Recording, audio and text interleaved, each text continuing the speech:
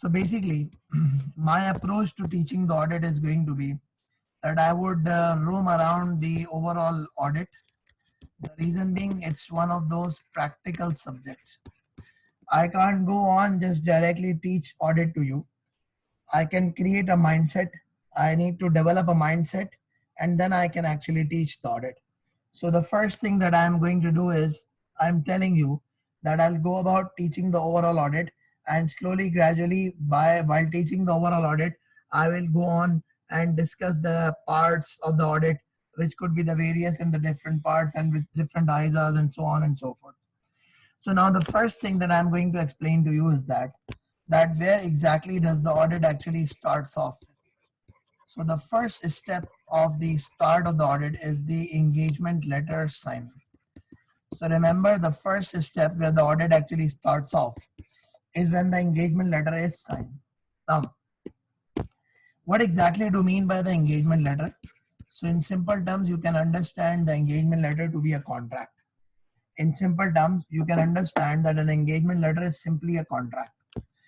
What type of a contract? It's a contract that is entered into between the audit firm and the client. Between the audit firm and the client. And basically, just like for any specific contract, there are various things which are discussed here.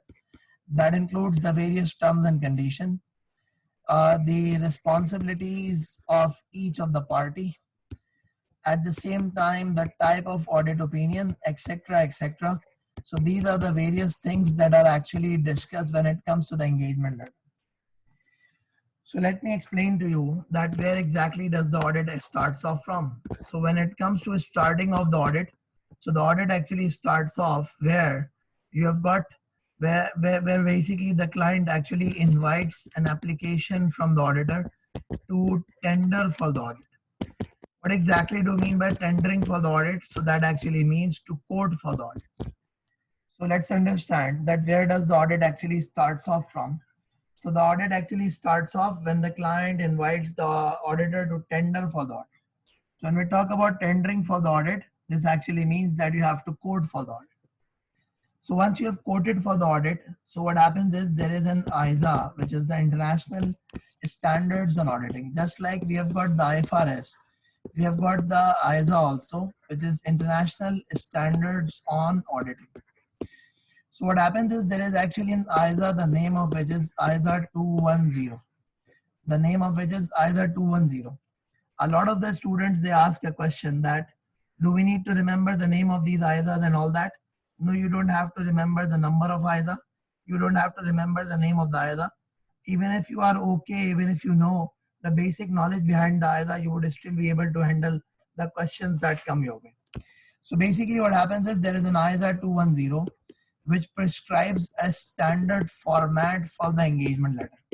Which prescribes a standard format for the engagement letter.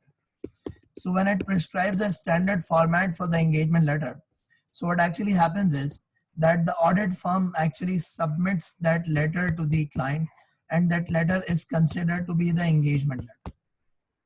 Now, as I mentioned, that engagement letter is actually a contract where all the terms and conditions, the responsibilities of each party, and the types of audit opinion, etc., etc., everything is going to be mentioned in that specific engagement letter.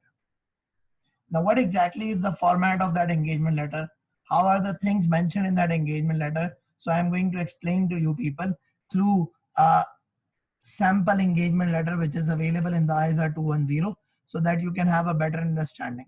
And from that engagement letter, I am hoping that you will have a very clearer and a very good understanding about what an audit is.